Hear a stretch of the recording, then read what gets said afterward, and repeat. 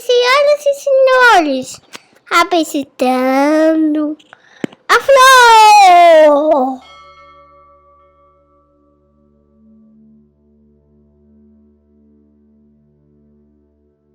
Olá, eu sou Júlio Pompeu e este aqui é o episódio número 11 do Filô.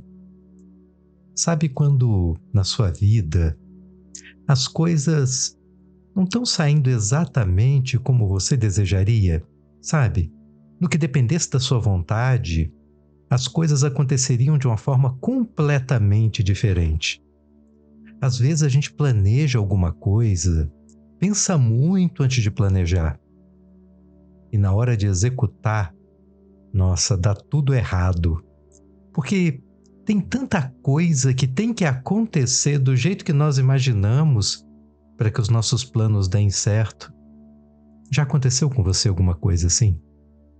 Quando tudo dá errado, quando aquilo que você planejou não dá certo, você pode ser que se pergunte, mas vem cá, até que ponto nós controlamos mesmo a nossa vida? Até que ponto nós controlamos mesmo o nosso destino? Sim, porque desejar, todo mundo deseja. Fazer planos, todo mundo consegue fazer plano. Querer uma vida diferente da que tem. Querer viver em outro lugar, de outra maneira, com outros amores. Isso muita gente pode querer, mas quem é que consegue? A vontade parece ser pouco. Por outro lado, tem gente que diz o contrário. Não, a vontade é tudo.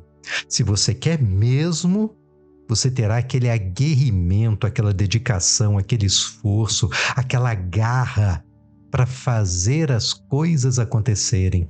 Não tem gente que parece ser assim? Gente que faz as coisas acontecerem.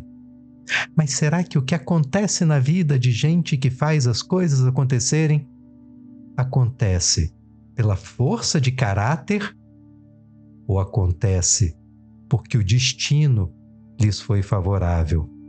O destino.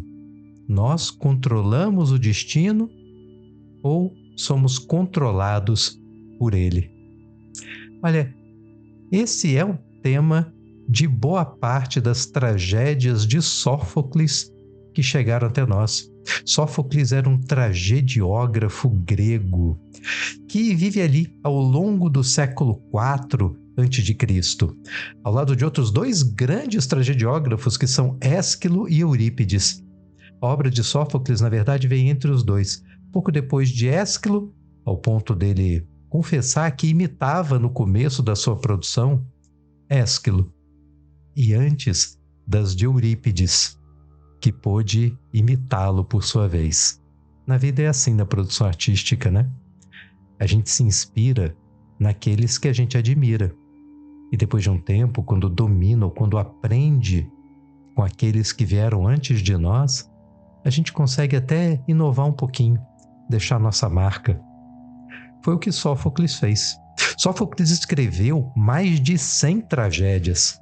Agora, delas pouquíssimas chegaram até nós. E talvez a mais famosa seja Édipo Rei. Édipo é a primeira de uma trilogia, a primeira de 3 peças que contam a história de Édipo, da família de Édipo, a história dos soberanos de Tebas, daí trilogia tebana. E claro, ficou muito famosa por causa de Freud, que fala no complexo de Édipo. Mas o que a história tem a ver com o complexo? Qual é realmente a história de Édipo? E por que Sófocles vai falar de destino? Como assim vai falar de destino numa peça dessas? Édipo é filho de Laio e de Jocasta, o rei e a rainha de Tebas. Assim que essa criança nasce, Laio pede para o seu cunhado, que é Creonte, e até o oráculo de Apolo para saber do destino dessa criança. Não é comum? Assim que a criança nasce, os pais ficam olhando e já começam a imaginar o futuro. Nossa, será que vai ser rei como eu? Será que vai ser feliz?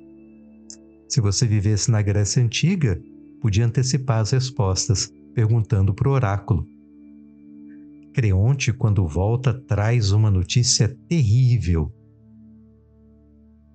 Apolo disse: essa criança matará o pai. Laio, esse seu filho vai te matar. Laio e Jocasta ficam horrorizados com a notícia e decidem tentar evitar o destino, se livrando da criança. Mas eles não têm coragem para matar o próprio filho. Então pedem para um soldado cuidar da criança. Leva, mata essa criança. O soldado, ao invés de cumprir a ordem real, ele resolve levar para uma outra cidade distante, para a cidade de Colona.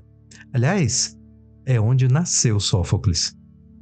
Leva para Colona e lá entrega para adoção. E depois, quando volta para Tebas, mente. Ele diz: não, olha, eu matei a criança, tá tudo certo, viu? Matei e me livrei do corpo para ninguém achar. E assim, Laio e Jocasta seguem a vida achando que conseguiram evitar o destino. E por sua vez, Édipo cresce adotado justamente pela família real de Colona, sem saber que era um filho adotado. Também ignorando parte da sua história e ignorando mais ainda o seu destino. Tempos depois, alguém insinua para Édipo que ele é adotado.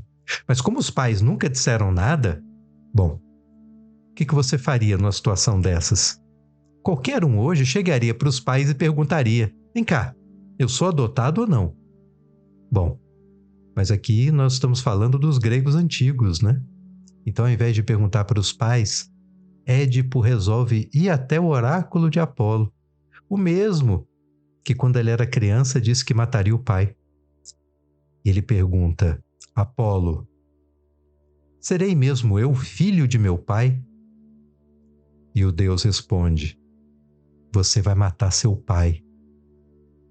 Édipo fica horrorizado, tão horrorizado quanto o pai natural dele ficou quando ouviu a notícia. E o que ele pensa? Eu vou evitar esse destino terrível, fugindo da cidade. Se eu fujo da cidade e fico longe do meu pai, pronto, assim eu evito matá-lo. Vai que eu mate sem querer, se os deuses disseram que isso vai acontecer. E para onde ele resolve fugir? Justamente para Tebas. Quem ele encontra no meio do caminho? O verdadeiro pai, que ele não sabe que é o pai dele. Eles discutem e Édipo mata o pai. Repara o seguinte: o que Sófocles está dizendo aqui para você o tempo todo? Existe um destino. Um dos personagens, que é Laio, conhece o destino e quer fugir dele. Édipo, assim que toma conhecimento do destino trágico que lhe aguarda, do destino triste que lhe aguarda, faz o mesmo. Os dois sabem do destino e não aceitam. E eles tolamente acreditam que podem evitar o vaticínio divino. E só quebram a cara. E pioram ainda mais as coisas quando tentam fugir do destino deles. Laio, por exemplo, só encontra Édipo no meio do caminho porque ele resolve sair da cidade para tentar matar uma esfinge. A esfinge é aquele monstro terrível que tem um corpo de leão e uma cabeça de mulher, e que se colocava na frente dos viajantes, dos lavradores nos campos e dizia: decifra-me ou te devoro, e lançava uma charada, um enigma, e se você não decifrasse, ela devoraria você. E assim causava terror e fome, porque os camponeses fugiam das terras por medo da esfinge. A esfinge era o grande problema que aquela cidade enfrentava. E a esfinge estava ali justamente por uma punição dos deuses, porque Laio resolveu fugir do seu próprio destino. A notícia da morte do rei chega rápido até Tebas. Creonte, aquele mesmo Creonte, o cunhado, ele acaba assumindo o trono. E ele diz: "Oh, que desgraça! O nosso amado rei Laio foi morto na tentativa de vencer a esfinge. Pois aquele que matar a esfinge, o nosso maior problema, receberá como recompensa o trono de Tebas. Eu abrirei mão da coroa em favor daquele que matar a esfinge." Édipo, que continua sua rota em fuga, encontra a esfinge no meio do caminho e resolve o enigma, e a esfinge devora a si mesma. Nisso, o que sobra da esfinge é levada por Édipo como uma espécie de troféu. E quando chega em Tebas, mal ele sabe da lei e já é logo o aclamado soberano. E repara mais uma vez o destino entrando em ação. Édipo é o filho natural de Laio. Uma vez morto o rei Laio, era Édipo mesmo quem deveria assumir. Então, mesmo sem ter consciência do destino, sem ter consciência das regras do destino, o que Creonte faz é seguir a regra do destino. É fazer com que as coisas aconteçam exatamente como deveria acontecer, segundo a lei dos deuses, mesmo sem consciência. Então, num primeiro momento da peça, você tem dois personagens que têm consciência do destino e tentam fugir. Não conseguem. Agora você tem um personagem que não tem consciência do destino e atua de maneira muito improvável. Sim, porque não é qualquer um que abriria a mão da coroa assim, em troca, em favor de alguém que resolvesse um grande problema da cidade. Não é sempre que isso acontece, né? Pois ele comete esse ato absurdamente improvável e com ele, sem se dar conta, ajuda a realizar o destino que já era o destino de Édipo desde o nascimento. E claro, como os deuses sempre tentam punir aqueles que tentam fugir do destino, ou melhor, como os deuses sempre punem rigorosamente aqueles que tentam fugir do destino, Édipo, que tentou fugir do destino de matar o pai, ainda que tenha realizado, será também punido. E a punição dele será terrível. Quando se torna rei de Tebas, ele ganha, junto com o trono, a mão da rainha, que é a mãe dele. Ele não sabe. Ele se apaixona perdidamente pela própria mãe, e a mãe pelo filho, sem saber que é o filho. Eles têm uma relação incestuosa, sem ter consciência disso. E a fome continua assolando os campos em volta de Tebas. A cidade continua a sofrer com doenças, com males terríveis enviado pelos deuses. E Édipo, agora rei, pede para Creonte consultar mais uma vez os deuses. Pergunte mais uma vez ao oráculo de Apolo: por que essa cidade sofre tanto? Por que tanta coisa errada tem acontecido aqui nessa cidade? Quando Creonte volta com a notícia, olha, os deuses disseram que a cidade padece porque o assassino de Laio está entre nós e continuará sofrendo enquanto aqui neste solo estiver o assassino do rei Laio. Édipo não pensa duas vezes. Vamos encontrar o assassino e ele será rigorosamente punido. Só que qualquer um aqui faria uma espécie de investigação, né? E a primeira pessoa que você chamaria para tentar descobrir, afinal de contas, quem é o assassino, para poder prendê-lo, para poder expulsá-lo da cidade, para matá-lo, enfim, sei lá, para aplicar a sua lei sobre ele, a primeira coisa que você faria é chamar uma testemunha. O rei Laio, quando foi morto pelo Édipo, ele tinha saído com uma escolta de 7 soldados. O Édipo matou 6 deles e o rei. O último que sobrou, ele volta para Tebas correndo para contar o que aconteceu, mas ele não conta exatamente como as coisas aconteceram. Imagina, ele é um soldado que fugiu. Ele não diz que fugiu de uma pessoa só. Ele não diz que a guarda inteira foi derrotada por um único guerreiro. Ele diz, não, nós somos atacados por um bando mais numeroso do que nós. Ladrões, assassinos terríveis. Eu dei sorte de ter sobrevivido. Então o próprio Édipo, sequer ele se toca de que ele é o assassino, porque afinal de contas a história que ele ouviu é que o rei foi morto por um bando, como ele nunca andou com bando nenhum, como ele nunca assaltou ninguém por aí. Então, olha, aquele evento, aquelas mortes que ele causou no meio do caminho, com certeza não tem absolutamente nada a ver na cabeça dele com a morte do rei Laio. E assim chamam Tiresias. Tiresias é uma figura formidável. Aparece não só nessa história de Sófocles, mas em outras passagens da mitologia também. Tiresias é um grande sábio. Tiresias é mortal, mas ele conviveu da presença dos deuses no Olimpo. Consta que uma vez no Olimpo, um dia, ele vê Afrodite, a deusa da beleza, tomando banho nua num lago. Ele não aguenta de curiosidade e vai lá dar uma espiadinha, escondido atrás de uma moita. Afrodite percebe e fica enfurecida. Joga água nele. E quando joga água, duas coisas acontecem. Primeira, ele torna-se mulher. Segundo, ele fica cego. Não queria você observar aí furtivamente o corpo feminino? Pois agora você terá um corpo feminino para ser observado. E será cego, para não saber quem te observa. Assim como você fez comigo. Deu troco na mesma moeda.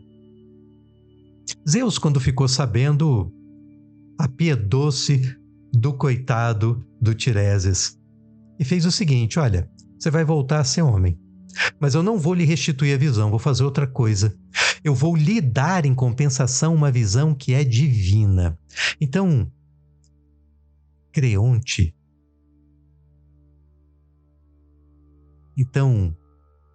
Tiresias é um sábio porque ele domina, por um lado, a natureza de deuses e homens, porque conviveu dos dois lados. E é um sábio da divindade, porque ele tem uma visão que é divina. E, por sua vez, ele é um sábio da humanidade, porque ele é homem e foi mulher. É muito difícil saber o que o outro pensa sem que você seja o outro. Mulheres têm uma dificuldade enorme para entender a condição masculina, tão grande quanto os homens têm para entender a condição feminina, porque só sendo mulher para entender o que é ser mulher, só sendo homem para entender o que é ser homem. E Tiresias foi os dois, só sendo um deus ou tendo o poder de um deus para saber como os deuses pensam. E Tiresias também tem esse poder. Então Tiresias é esse grande sábio. E Édipo já chega dizendo: Tiresias, nosso problema é que o assassino de Laio está entre nós. E Tiresias, que é um sábio, já sabia. E Édipo diz: punirei-o com severidade. E Tiresias: olha, se eu fosse você, eu ia com calma. Sabe, não sei não, hein? Pode ser que você tenha uma surpresa. E o Édipo: como assim? E Tiresias facilita a vida do Édipo e diz: olha, o assassino é você. Mas o Édipo não acredita, porque não bate com a história que contaram para ele. Não bate com a história da morte do rei Laio. E o que ele pensa? Talvez Creonte, o meu cunhado, esteja mentindo desde o começo. Ele foi até o oráculo e talvez o oráculo não tenha falado nada sobre a morte do rei Laio e veio aqui inventar essa história só para tomar de mim a coroa. Deve ser isso. Ele abriu mão da coroa e agora se arrependeu. E mais, quando eu pedi para chamar Tiresias, quem foi buscar Tiresias em casa? Creonte. Deve ter combinado tudo com Tiresias. E ele diz: você, Tiresias, macumunado com Creonte, querem dar um golpe de estado, querem tomar de mim a coroa. Não acredita e se enfurece com os dois. Claro, Tiresias fica muito chateado. E termina a conversa do tipo: você que sabe. Édipo fala para Jocasta, a rainha, sua esposa e também mãe, fala para ela de suas suspeitas, do que ele acha que Creonte e Tiresias querem fazer. E ela, na defesa do irmão e também de Tiresias, que ela respeitava muito, diz: olha, peraí, pode ser que as coisas não sejam bem assim, pode ser tudo mal entendido. Imagine você que eu e Laio, muitos anos atrás, nós tivemos um filho. E os deuses, o oráculo de Apolo, disse que essa criança mataria Laio. Mas ela morreu pouco depois que nasceu. Então, olha, os deuses nem sempre acertam. Nem tudo que eles dizem que vai acontecer no nosso destino realmente acontece. Isso pode causar entre nós vários maus entendidos. Nisso chega um soldado. Majestade, tem uma notícia ruim. Seu pai, rei de Colona, morreu. E Édipo: mas morreu como? Morte natural, pelo que sei. Ah, ufa. Olha, eu tô muito triste, mas também aliviado. E realmente, Jocasta, você tem razão. Imagine que eu fugi da cidade, da minha cidade natal, Colona, porque o oráculo de Apolo disse que eu mataria o meu pai. E agora tá aí a notícia. Ele morreu e eu não tenho absolutamente nada a ver com a morte dele lá em Colona. Realmente pode ser tudo mal entendido. Talvez realmente Tiresias e Creonte sejam inocentes. Nisso o guarda que foi dar a notícia, ele diz: Majestade, eu preciso lhe contar uma coisa. O rei de Colona que morreu não era realmente o seu pai. Porque veja só você que coincidência.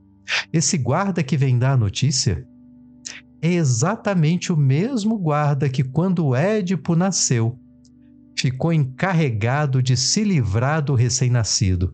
Aquele que entregou Édipo para ser adotado em Colona e não contou para absolutamente ninguém em Tebas. Agora ele revela a verdade. Olha, o senhor é adotado, viu? Nasceu aqui em Tebas. O senhor é filho de Laio e Jocasta. Jocasta já tinha percebido a história, já tinha ligado os pontos antes do soldado poder contar toda a história. E ela já sai de cena para se trancar num quarto. Nisso, Édipo ainda está tentando entender, a ficha dele ainda não caiu. E o guarda complementa. Sabe o assassinato de Laio? A única testemunha que sobrou? Esse guarda que, quando volta para a cidade, contou uma história completamente diferente do que aconteceu? É o mesmo. E ele diz: olha, inclusive eu estava lá e foi vossa majestade que matou o rei Laio.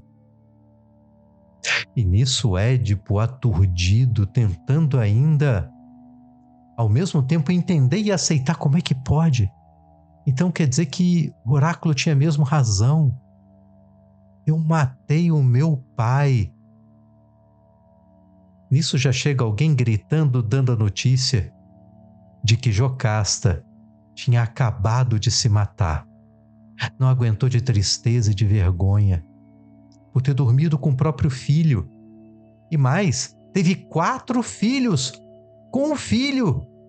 2 homens e 2 mulheres. Etéocles, Polínices, Antígona e Ismene. Édipo diz: ó, tragédia, tragédia, ó, desgraça. É uma cena terrível demais. Atormenta por demais a alma. E ele amaldiçoa os próprios olhos por testemunharem tamanha tristeza, tamanha desgraça, e fura os próprios olhos e foge da cidade num alto exílio. E essa é só a primeira da trilogia tebana, hein? Mas toda a trilogia gira em torno do mesmo tema. Os descendentes de Édipo, o próprio Édipo, os descendentes de Laio, todos eles, a família inteira, tenta o tempo todo fugir do destino e dá sempre errado. Aquilo que os deuses dizem que vai acontecer é exatamente o que acontece. É porque, para Sófocles, as coisas são como são. As coisas são como só poderiam ser. Para ele, cada um de nós já nasce com um destino que só quem conhece são os deuses, que num ato de piedade, às vezes nos conta, nos esclarece, mas os deuses não nos tornam conscientes do nosso destino para que a gente possa fugir deles. Não. Os deuses nos tornam conscientes para que nós possamos, sabendo do nosso destino, realizá-lo. É uma notícia sobre a vida para que a gente possa mergulhar na vida, viver a vida, a nossa vida, do jeito que ela é, do jeito que ela veio para ser vivida. Você já veio equipado de fábrica, acreditava Sófocles, para viver a vida que tem para viver. Então, se você já nasceu com certa inclinação, com certa facilidade na vida para desenvolver um ofício, para desenvolver uma arte, então é isso que os deuses querem de você. É para isso que a vida te preparou. Então vai, viva a vida. E por outro lado, ele acha uma tolice, uma ingenuidade, uma arrogância, nós mortais, acharmos que temos nas mãos as rédeas do nosso próprio destino, que nós somos capazes de controlar a nossa própria existência. Ah, tolice! São os deuses, são eles que decidem. Nós só cumprimos o nosso destino. Destino é a deusa que realmente nos governa. E todos nós que achamos que fazemos alguma coisa, isso é só uma tola arrogância, uma teimosia que faz com que as coisas piorem muito. Característica básica da tragédia, além da tristeza, porque tem final triste, é a ideia de que você, os personagens da peça, eles não são realmente os protagonistas. Não são eles que fazem com que as coisas aconteçam. Elas acontecem, eles são vítimas dos acontecimentos, são controlados por forças outras completamente estranhas a eles. Hoje você olha para um lado, para o outro, e não precisa nem pensar em deuses, nem em Deus.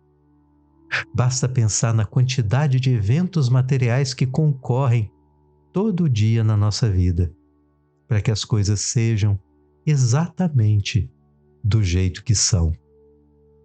E talvez a grande lição de Sófocles seja que, quando algum evento material, quando o destino coloca na sua frente uma situação triste, ao invés de ficar lamentando, desejando que ela fosse diferente do que é, tentando fugir da tristeza que inexoravelmente se coloca na sua frente naquele momento, talvez o melhor que você tenha a fazer é o contrário do que Laio e do que Édipo fizeram. É abraçar o destino. Se o momento é de tristeza, encara. Se é de prejuízo, para que ficar lamentando? Já aconteceu. Não tem como fugir do acontecido. Prepare-se para o dia seguinte. Porque no dia seguinte, se hoje foi dia de tristeza, pode ser que amanhã seja dia de alegria. Agora, se de certa maneira você tenta fugir da tristeza que o destino coloca na sua frente no momento da tristeza, então você corre um sério risco dessa tristeza se prolongar no tempo e trazer outras tristezas, outras tristezas novas, tristezas que você não precisaria viver, mas que as vivencia, só pela teimosia de não aceitar a vida, a sua vida, como ela é. Aceita. Aceita. Encara. E viva. Viva a vida do jeito que ela vem. Viva a vida do jeito que ela é. É a mensagem que Sófocles tentava passar nas suas tragédias. E é a mensagem que ficou aqui para nós esse tempo todo. E Freud? É só porque Freud fala de uma fase do desenvolvimento da psique em que há uma associação da mãe ao prazer. A mãe torna-se o objeto de prazer, a objetificação de uma sensação prazerosa que a criança tem. E o pai aparece ali como uma espécie de zagueiro dessa relação. O pai aparece como a lei que diz: espera aí, você não vai mais dormir com a sua mãe. Agora, essa mãe que você deseja e que você quer o tempo todo para você, ela vai entrar no meu quarto e vai dormir comigo. E isso gera uma raiva muito grande na criança, um desejo inconsciente, dirá Freud, de matar o pai. Matar psiquicamente. Gera um sentimento de ambivalência, porque ao mesmo tempo ama o pai, mas odeia o pai por lhe tirar o prazer. Isso vai ser importante, o complexo de Édipo, para que surja do final dessa batalha entre o amor e ódio pelo mesmo pai, surja o superego, o ideal de eu, que é aquilo que nos torna sujeitos morais no final das contas. Eis o complexo de Édipo, em que Freud só se inspirou na historinha grega, muito bacana, de um garoto que acabou realizando o Édipo, né? Ele realmente matou o pai. Ele realmente dormiu com a mãe. Não é legal? É isso. E até o próximo episódio do Filô. Toda terça-feira, aqui no Spotify, para quem acompanha pelo YouTube, toda quinta-feira. Até lá!